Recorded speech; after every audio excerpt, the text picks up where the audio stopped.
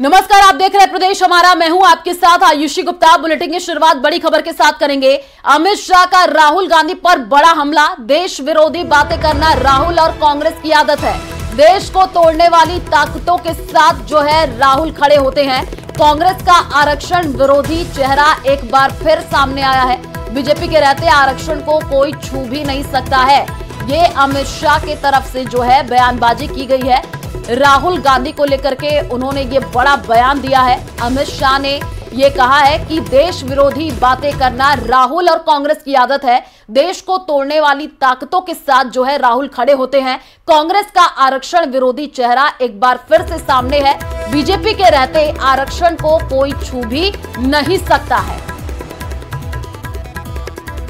तो ये बड़ी जानकारी आपको दे रहे हैं। गृह मंत्री अमित शाह का ये बड़ा बयान सामने आया है। आरक्षण को लेकर के अमित शाह ने बड़ा बयान दिया है। उन्होंने कहा कि देश को तोड़ने वाली ताकतों के साथ राहुल गांधी जो है खड़े होते हैं। तो आरक्षण पर यह बयान दिया गया है। देश विरोधी बातें करना राहुल और कांग्रेस की आदत है। ये तमाम तरीके की बड़ी बातें जो है गृह मंत्री अमित शाह की तरफ से कही गई है। तो कांग्रेस का आरक्षण विरोधी चेहरा एक बार फिर से सामने आया है। ये जो है अमित शाह ने कहा है।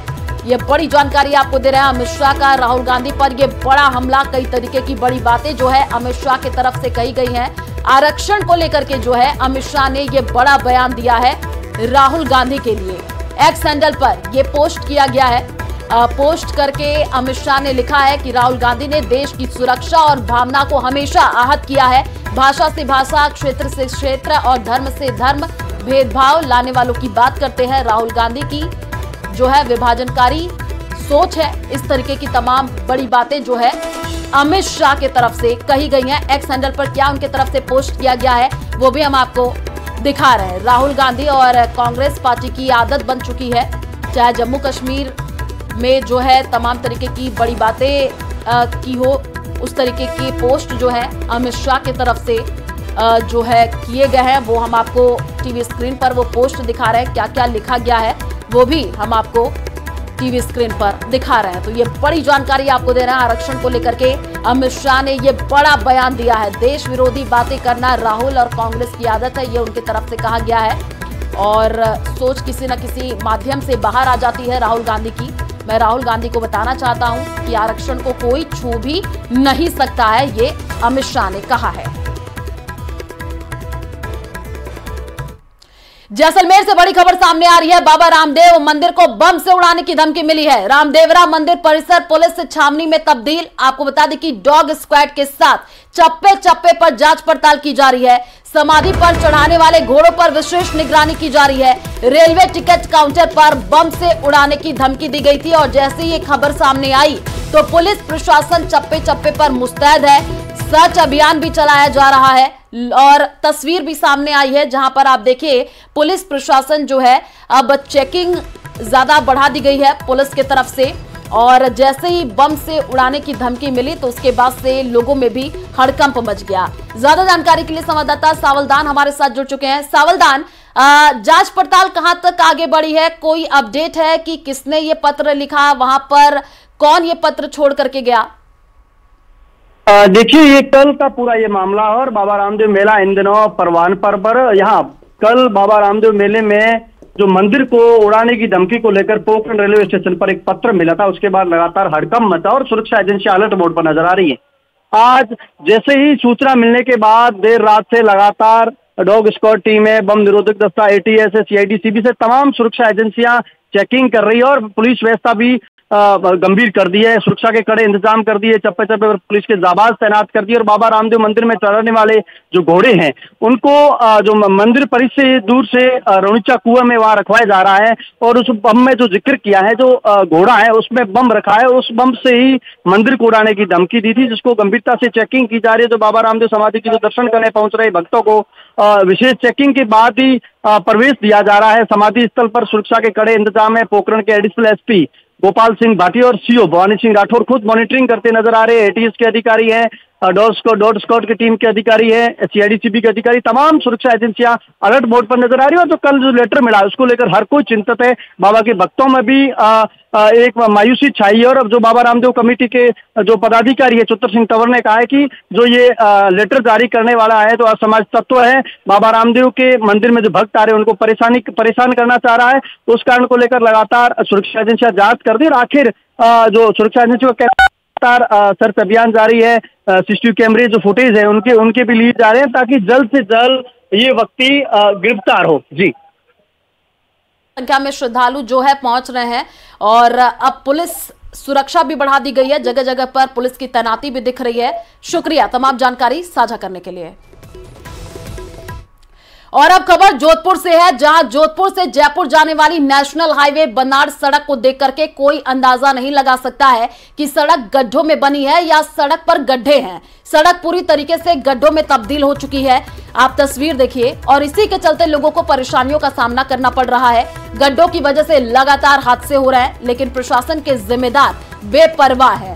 तो जोधपुर से ये तस्वीर सामने आई है, सड़क पर गड्ढे हो गए हैं जो कि अब मुसीबत बन रहे हैं। आप देखिए कि यहाँ पर वाहन चालक जो जा रहे हैं उनको कितनी परेशानी हो रही है। जगह जगह पर पानी भरा हुआ है और गड्ढों में सड़क है या सड़क पर गड्ढे हैं, कुछ समझ नहीं आ रहा इन तस्वीरों को देख करके। तो जगह जगह जल भराव की स्थिति भी देखने को मिल रही है। सड़कों के ये हालात हैं, वाहन चालकों को काफी परेशानी हो रही है और ये जो सड़क गड्ढे हैं ये हादसे को न्योता दे रहे हैं। आप देखिए कितना पानी भरा हुआ है, जगह जगह पर सड़क पर ये गड्ढे देख रहे हैं। पूरी तरीके से गड्ढों में ये सड़क तब्दील हो गई है। इस वक्त हम जोधपुर के बनाड़ सेक्टर में बरसात हो चुकी और अब बारिश बंद होने के बाद लोगों को लगा था कि राहत मिलेगी।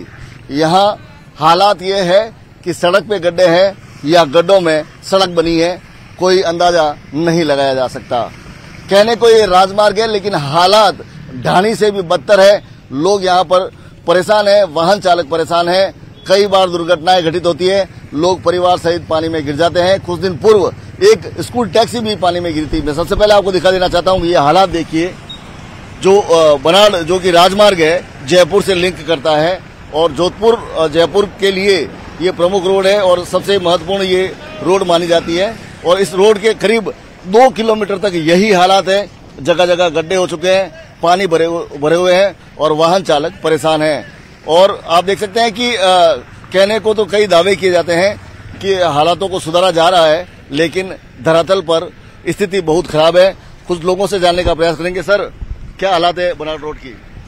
सर, अभी जो हालात है बहुत ही खराब है। आपके सामने है कि मतलब बनाड़ से लेके सारा नगर और सारा नगर से बिजेस तक एक ही जैसे खड्डे बने हुए हैं, जबकि सरकार ने कहा था बीच में कि आपका ये सड़क सही कर देंगे, लेकिन अभी तक कोई भी इस पर निर्णय नहीं लिया गया।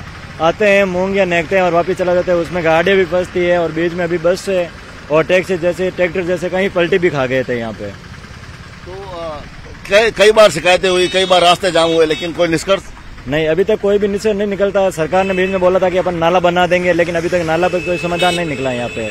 और बीच में अभी जब हुआ था धरना प्रदर्शन और रोड, सरकार वालों ने, आसपास वालों ने जब यहाँ पे धरना दिया था तब लोगों सरकार ने कहा था कि भाई हम हफ्ते भर में यहाँ पे रोड बना देंगे या फिर पानी का कोई समाधान निकाल देंगे, लेकिन अभी तक कुछ भी समाधान नहीं निकला है। सर, कैसा अनुभव रहा?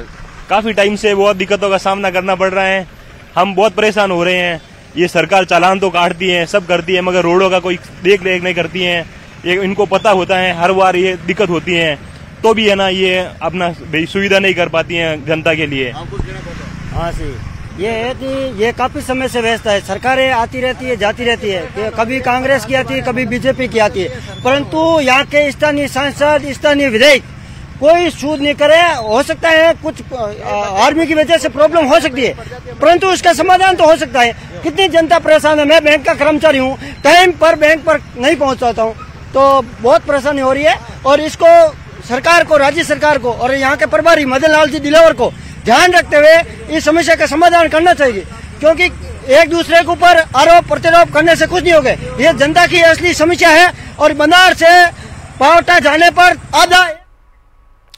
और चले रुक करते अगली खबर की ओर। चूरू के सादुलपुर में झुग्गी झोपड़ी के लोगों को हटाने के लिए धरना देने वालों ने झुग्गी में रहने वालों की मदद की। मदद करने के बाद जब सोशल मीडिया पर प्रचार किया तो झुग्गी के लोगों ने विरोध जताते हुए मदद किए गए सामान को जला दिया। जब सोशल मीडिया के जरिए लोगों को पता चला कि जो लोग उन्हें हटाने के लिए धरने पर बैठे थे और उन्हीं ने मदद की है, तो झुग्गी के लोगों ने नाराजगी जाहिर की। गौरतलब है कि न्याय कोर्ट के पीछे 50 साल से रह रहे झुग्गी झोपड़ी के लोगों को हटाने के लिए सादुलपुर बार संघ का करीब 15 दिन तक धरना जारी रहा था, जिसके बाद उन्हें वहां से हटा करके दूसरी जगह शिफ्ट कर दिया गया। वहीं प्रशासन ने मदद के नाम पर उन्हीं लोगों से पैसे लेकर के बांस और तिरपाल दे दिए। इससे आक्रोशित लोगों ने 61 नए तिरपाल और 108 बांस जो है वो जला दिए। लोगों का ये कहना है कि पहले पता होता तो हम कोई सामान लेते ही नहीं। हमारे घर उजाड़ने वालों को हम जिंदगी में कभी नहीं भूल सकते और उनसे कभी मदद नहीं लेंगे। भाई जी गरीब जरूर है, लेकिन पर हमारे भी इज्जत है, समान है। पहले तो मैं धरने पर भूखा प्यासा बैठा, फिर माने बांस और ये तंबू दे के बुढ़ावे के मन कौन चाहिए। पूरी जिंदगी वकीलों पे वो इल्जाम है, माने दुखी करनिया वकील है और कोई को नहीं। तो न्यू कही का प्रशासन दे रहा है, जब लिया में न्यू नहीं लेता, वकीला के नाम से कोई नहीं लेता, कोई भी नहीं लेता। गरीब बेशक हमें, लेकिन इज्जतदार है। हम तो गरीब आदमी हैं, हम उनकी कोई मदद नहीं लेना चाहते। शेरवासी करे तो खुद के पीसा कोई भी मदद, लेकिन वकीलों 1 रुपया लेके हमारी ना करियो मदद। तो ये तस्वीर आपको दिखा रहे हैं, आप देखिए झुग्गियों से उतार करके 61 तिरपाल और बांस जो है यहाँ पर जला दिए गए लोगों के द्वारा। लोगों में काफी आक्रोश है। और दौसा से बड़ी खबर सामने आ रही है। मोरेल बांध में युवक बहा है, जान जोखिम में डाल करके बांध की पाल जो है पर ये युवक नहा रहा था। ओवरफ्लो वाली जगह से नीचे उतरने की कोशिश कर रहा था। इसी दौरान पैर फिसलने से पानी में ये युवक बहा है। मौके पर मंडावरी पुलिस और एसडीआरएफ की टीम पहुंची है। ये तस्वीर आप देखिए कैसे जान जोखिम में डाल करके ये युवक नहा रहा था, तभी इसका पैर फिसल गया और ये युवक मोरेल बांध में बह गया है। दौसा से ये जानकारी आपको दे रहे हैं। तो जान कैसे लोग अपनी जोखिम में डाल रहे हैं, आप इस तस्वीर से अंदाजा लगा सकते हैं। इस युवक को आप देखिए, ये नहाने के लिए वहां पर पहुंचा और जैसे इसका पैर फिसला तो ये युवक बह गया।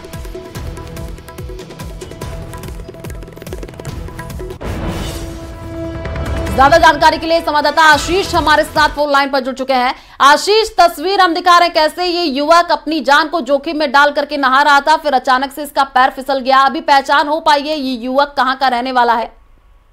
बिल्कुल, युवक की पहचान अभी तक नहीं हो पाई है, लेकिन जैसे ये युवक नहा रहा था और एक स्टंट दिखा रहा था, स्टंट दिखाते हुए क्या जो अन्य जो वहां पर लोग थे उन्होंने वीडियो बनाया है और उसके बाद में इसका पांव फिसला है और ये मोरेल बांध में बह चुका है। अब इसको तलाशने के लिए मौके पर मंडावरी पुलिस के साथ साथ एसडीआरएफ की टीम भी पहुंच गई है, गोताखोर भी मौके पर पहुंच गए हैं। कोशिश की जा रही है इसको तलाशने की, लेकिन अभी तक इसका कोई पता नहीं लग पाया क्योंकि बहुत तेज बहाव है। करीब 20 से 25 दिनों से मोरेल बांध की जो चादर है वो चल रही है।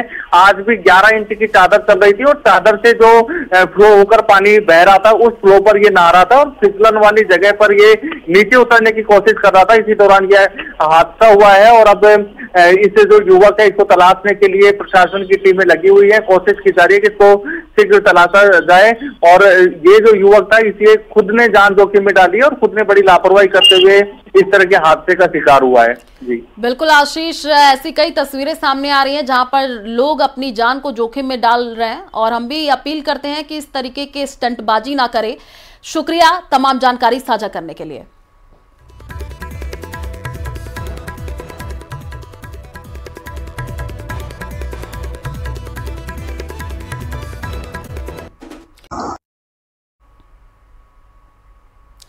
करौली में राधा अष्टमी के मौके पर देव मदन मोहन जी मंदिर में राधा रानी का विशेष अभिषेक किया गया। राधा अष्टमी पर राधा रानी के विग्रह का पंचगव्य और जड़ी बूटियों से निर्मित सर्व औषधियों से अभिषेक किया गया।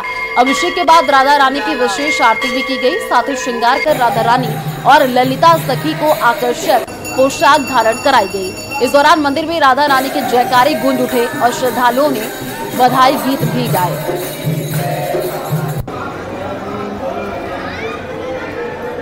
राधा रानी का आज जन्मदिन है और पहले सर्वशुद्धि से स्नान कराए जाते हैं।